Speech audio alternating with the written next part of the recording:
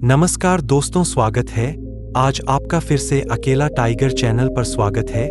आज हम आपको जीवन बदल देने वाली एक और ज्ञान से भरी बुद्धा इंस्पिरेशनल स्टोरी।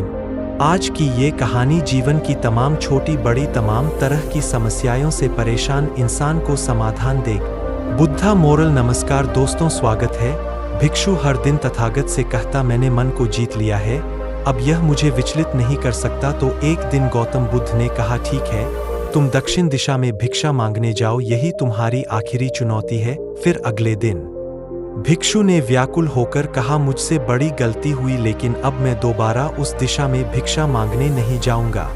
यह कहानी शुरू होती है जब एक बड़े प्रदेश का राजकुमार अपना राजमहल सब कुछ त्याग कर बौद्ध संघ में शामिल हुआ। शुरुआती दिनों में नए भिक्षु ध्यान करना सीखते, इसके साथ साथ गौतम बुद्ध उन्हें भिक्षा मांगने भेजते ताकि भिक्षुओं का अहम कमजोर हो और उनका व्यवहार विनम्र हो जाए। संघ में आने के कुछ समय पश्चात राजकुमार भी भिक्षाटन पर जाने लगा। शुरू में सब ठीक था, लेकिन कुछ ही दिनों में घटना घटी जिस कारण राजकुमार विचलित हो गया और उसने भिक्षाटन पर जाने से मना कर दी। भिक्षाटन का नियम था कि भिक्षु केवल 2 घरों में भिक्षा मांगते और नहीं मिलती तो आश्रम वापस आकर जल ग्रहण करते। एक बार राजकुमार भिक्षु नगर में भिक्षा मांगने निकला और दूसरे सहयोग से भिक्षा नहीं मिल। शुरू में राजकुमार भिक्षु को निराशा हुई, लेकिन कुछ ही पलों में उसका मन शांत हो गया, जैसे कुछ हुआ ही न हो। बिना प्रयास के आज भिक्षु बड़ा प्रसन्न था। उसने लौटकर गौतम बुद्ध से कहा, आज मुझे भिक्षा प्राप्त नहीं हुई, लेकिन मेरा मन शांत है। ना किसी विचार ने मुझे परेशान किया। गौतम बुद्ध भिक्षु की सारी भावनाएं समझ रहे थे। तथागत ने कहा, अच्छी बात है, अब तुम कल महल की तरफ भिक्षा मांगने जाना। भिक्षु ने आज्ञा का पालन किया और अगले दिन भिक्षा मांगने निकल गए। कुछ देर बाद जब भिक्षु महल के आगे से गुजरा तो उसे अपना महल याद आ गया कि कैसे वह ऐशो आराम का जीवन जीता था। भिक्षु ने सोचा, महल में खाने को स्वादिष्ट पकवान मिलते और सेवा करने को कई नौकर होते और सभी प्रकार के सुख मिलते। ऐसा सोचते सोचते भिक्षु के मन में इच्छा हुई कि आज बढ़िया भोजन मिल जाए। तभी भिक्षु सचेत हो गया कि यह सब अतीत की स्मृतियां हैं और मैं केवल इन्हें देख रहा हूं। पुरानी यादों के ताजा होने से मन में कुछ इच्छाएं प्रकट हो रही है, यह भी मैं केवल देख रहा हूं। अगर मैं इन शारीरिक इच्छाओं को पूरी करने की लालसा रखूं, तो मैं मन की शांत और यह जागृत अवस्था खो दूंगा। भिक्षु ने महसूस किया कि जब जब हम स्वयं को 2 कदम आगे ले जाते हैं, चेतना का स्तर ऊपर उठाते हैं, तब तब मन इस प्रकार के खेल खेलता है। जब हम मन को शांत करने लगते हैं, तब मन हमें बेचैन करने की पूरी कोशिश करता है। भिक्षु यह सोचकर बहुत खुश हुआ, क्योंकि आज उसने आत्मचिंतन से मन के बारे में गहरी समझ और सूक्ष्म दृष्टि प्राप्त कर ली। भिक्षु ने आश्रम आकर गौतम बुद्ध को सारी बात बताई और कहा, तथागत, आज मुझे आपकी कृपा से सूक्ष्म दृष्टि प्राप्त हुई। मन हमें बार बार इच्छाओं में उलझाना चाहता है।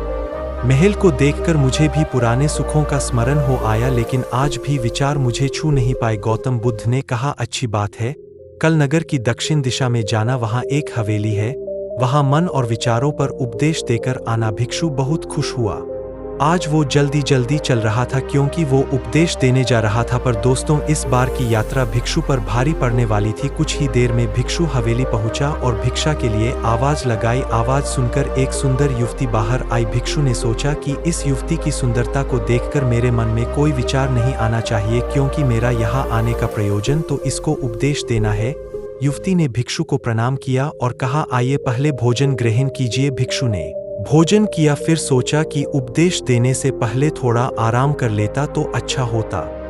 भिक्षु यह सब सोच ही रहा था, इसी बीच युवती ने कहा, श्रीमान, आपने अभी अभी अन्न ग्रहण किया है, अब थोड़ा आराम कर लीजिए, फिर उपदेश शुरू करना। यह सुनते ही भिक्षु सतर्क हो गया। जो योजना वह मन में बना रहा था, यह महिला वह सब बिन बताए करती जा रही थी। भिक्षु ने सोचा, यह सब संयोग है, यहाँ लोग भोजन के बाद आराम करते होंगे। फिर भिक्षु आराम करने लेट गया और विचार करने लगा कि महिला कितनी समझदार है और इसकी सुंदरता बेजोड़ है। अगर मैं राजकुमार होता तो ऐसी ही स्त्री के साथ विवाह करता। भिक्षु के मन में ऐसे ही कुछ विचार चल रहे थे। इतने में युवती फिर से आई और बोली, अगर आप राजकुमार होते तो मुझे उपदेश कैसे रहते? भिक्षु जी, आप तो मुझे उपदेश देने आए थे ना? युवती का इतना कहते ही भिक्षु को स्पष्ट हो गया कि युवती तो मन पढ़ सकती है। भिक्षु घबरा गया और हाथ जोड़कर पूछा, क्या आप मेरा मन पढ़ सकती है? युवती ने कहा, क्षमा कीजिए, ध्यान करते करते मेरा मन शांत हो गया है, इसलिए बड़ी आसानी से मुझे दूसरों के विचार अपने आप महसूस हो जाते हैं, उनकी भावनाएं समझ आ जाती है। जब भिक्षु ने सुना तो उसके पैरों तले जमीन सरक गई। फिर बिना कुछ बोले भिक्षु तत्काल आश्रम की ओर चल पड़ा। रास्ते में चलते हुए भिक्षु का दिमाग फटा जा रहा था, उसकी बेचैनी बढ़ गई थी। भिक्षु खुद को कोसने लगा कि मेरे मन में युवती के लिए ऐसे विचार क्यों आ रहे थे? उसने मेरे बारे में क्या सोचा होगा? अगर यह बात लोगों को पता चलेगी तो लोग भिक्षुओं और संघ के बारे में क्या सोचेंगे? आज भिक्षु बहुत लज्जत महसूस कर रहा था और वह थोड़ी ही देर में आश्रम पहुंच गए। जब भिक्षु गौतम बुद्ध के सामने पहुंचा तो तथागत ने देखा कि उसके चेहरे की रौनक जा चुकी है, दोनों कंधे झुके हुए थे। भिक्षु ने बुद्ध से कहा, अब मैं कभी भिक्षा के लिए नहीं जाऊंगा। तथागत ने कहा, पहले आराम से बैठो, फिर मुझे बताओ कि तुम्हारी चाल में इतनी थकान क्यों है? आज तुम्हारे चेहरे पर तेज की जगह गलाने की भावना क्यों है? भिक्षु ने सारी बात बताई और कहा, मैं सब कुछ जानते हुए भी महिला की सुंदरता के बारे में और अन्य चीजों के बारे में सोच रहा था। मैं मन से पूरी तरह हार गए। अब मैं कभी उस दिशा में नहीं जा पाऊंगा। मैंने बौद्ध संघ का भारी अपमान किया है। गौतम बुद्ध ने कहा, सबसे पहली बात, परेशानी को बढ़ा चढ़ाकर मत सोचो। अगर कुछ बुरा हो जाए तो एकदम से यह मत सोचो कि सब खत्म हो गए। बिना सोचे निष्कर्ष पर मत जाओ।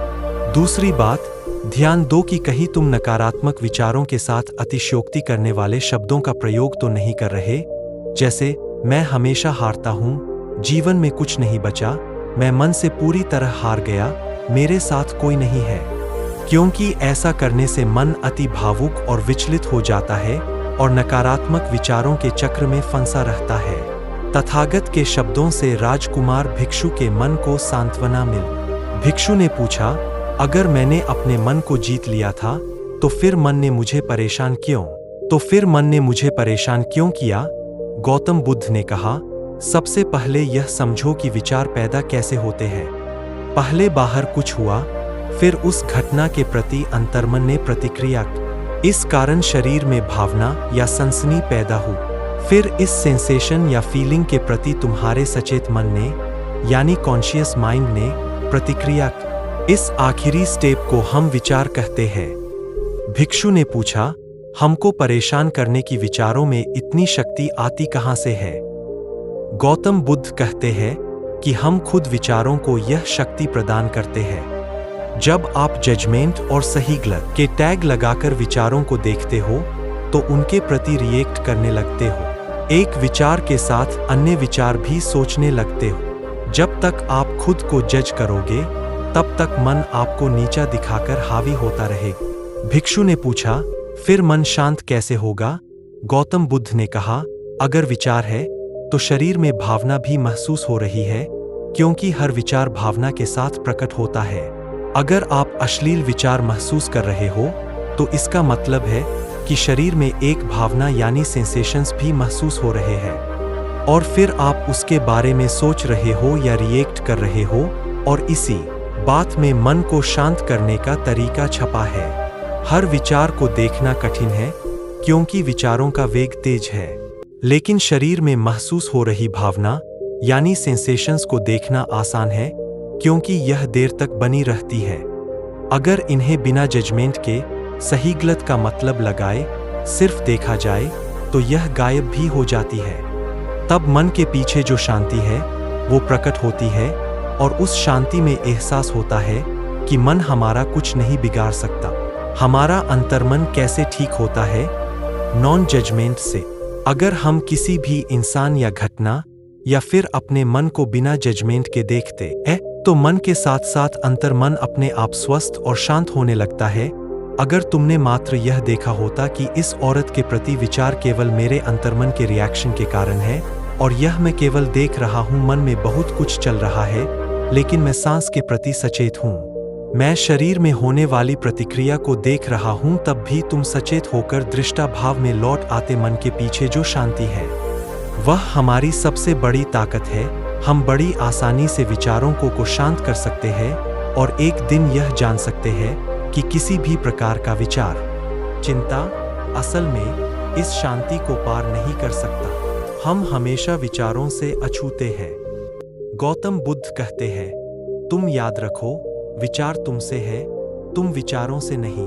तुम हमेशा ही अपने विचारों से शक्तिशाली हो, अपने डरों और चिंताओं से शक्तिशाली हो। अब तुम अगले 7 दिन युवती के घर भिक्षा मांगने जाओगे, और ध्यान रखना, अपने विचारों को जज मत करना। अच्छे बुरे विचार केवल तुम्हारा द्वार खटखटाते हैं। तुम केवल इतना याद रखना कि तुम वह शांति हो जिसमें सब प्रकट हो रहा है। अगले दिन भिक्षु पूरे मार्ग जागृत होकर चला।